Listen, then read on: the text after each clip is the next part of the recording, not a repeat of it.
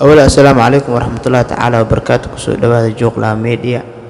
الله جوغلا ميديا waxaa kala socotaan warbixinadii ugu dambeeyay sportska kulamada laga ciyaaray shanta horyaal ee ugu waaweyn iyo UEFA Champions League Europa League iyo wax walba oo ugu dambeeyay suuqa kala iibsiga iyo xantiisa kusoo dhawaada mar kale jooglaa media fadlan hadaa ku cusub tahay subscribe saar like dheh si oo gaar asxaab badan aad ka mahad celinaa daawashada muuqaalkan waxaan falanqeyn doonaa kulankii xalay laga dheelay UEFA Champions League kulankii weynaa kulan taariikh ah kulan la sugaayay kulan indhaha caalamka ay indhaha ku wada hayeen labada naadi Manchester City iyo labada macallin Manchester City iyo Real Madrid labada macallin oo kala ah Jose Pep Guardiola iyo Ancelotti sidoo kale waxaa indhaha lagu hayay wacdaraha Vinicius Junior iyo Karim Benzema halka naadiga Manchester City indhaha lagu hayay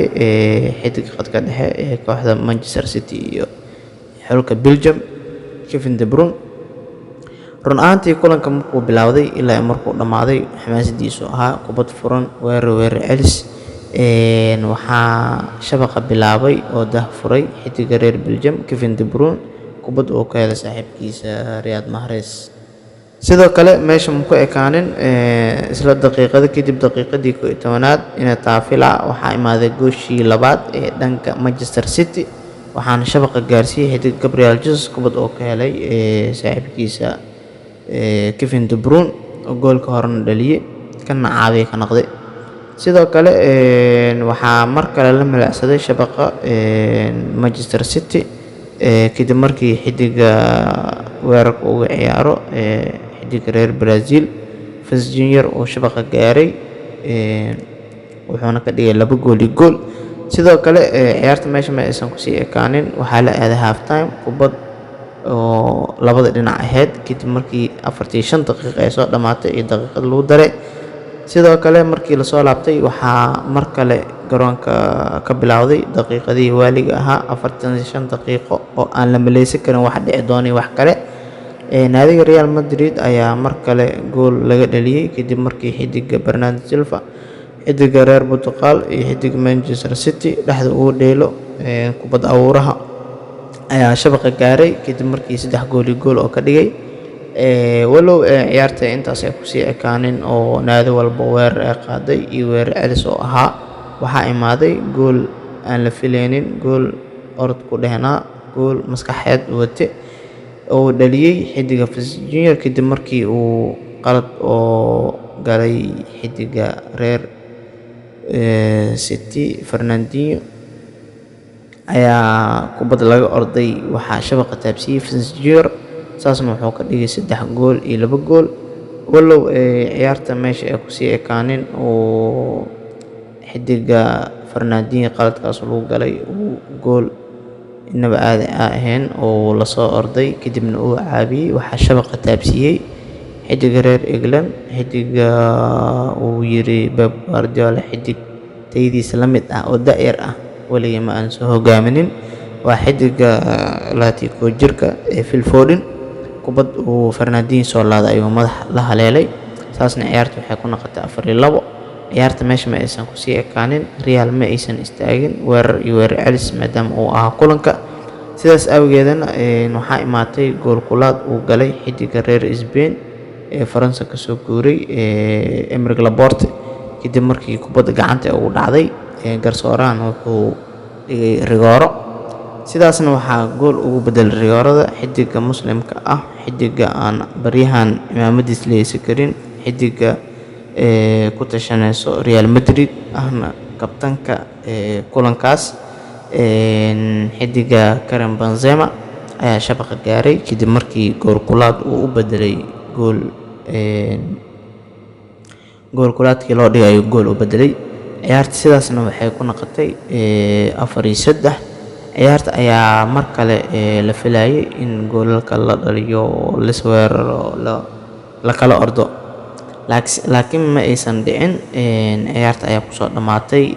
4 gool iyo 3 ay naadiga Manchester City ee ka aramiso galcad Etihad Stadium ee ku adkaatay ciyaartaas ayaan sidaas ku soo dhamaatay waana ciyaarta lugta koowaad ee UEFA Champions League semifinalkiisa. Maxaa laga bartay ciyaarta? Karim Benzema ayaa ah xidiga kaliya ee hadda gool dhalinta hogaaminayo kadib markii 14 gool uu dhaliyay xilli ciyaareedkan socdo oo hadda semifinalka laga dheelayo. Benzema ayaana 2 gool ku tuurtay kulan waali ah kadib kulankii hore oo Chelsea iyo wax 3 oo kusoo dhaliyay. Karim Benzema ayaa mar kale indhaha caalamka shitay soona jiitay waxqabadka uu garoonka la soo galay asigoo sooman. Xidiga muslimka xulka qaranka Faransiiska iyo kooxda Real Madrid ahna kabtanka labaad naadigaas ayaa mar kale garoomada shitay taageerayaashana soo jiitay fadhigan loo kacay kadib markii 2 gool uu shabaqa gaarsiiyay gool kulaad ahayd iyo gool kale oo Ferland oo caabiyay oo kubad lug ahayd oo ku dhaliyay. Kulankaas ayaa sidaas kusoo dhamaaday. Insha Allah waxaa kaloo caawa la filayaa kulan u dhaxeeyo naadiyaasha Villarreal iyo Liverpool. Kulankaas oo kulan inaba aan caadi ahayn, kulan aan la saadaali karin maadaama ay yihiin 2 naadi midna weyn laakiin mid kalena waxqabadkeeda aad iyo aad u sareeyo kadib markii Juventus iyo Bayern Munich iskaga soo daba dartay.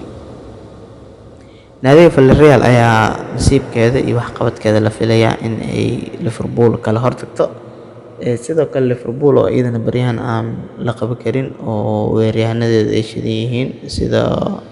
Mohamed Salah iyo Luis Diaz ayaa iyadana u diyaar garoobayso in ay iska celiso ama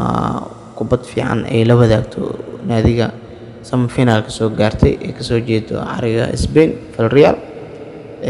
Kulankaas ayaa la sugayaa caawa insha Allah wuxuu soo dhici doonaa 4 saac habeenimo. Wixii natiijo ah waa soo saadaali kartiin.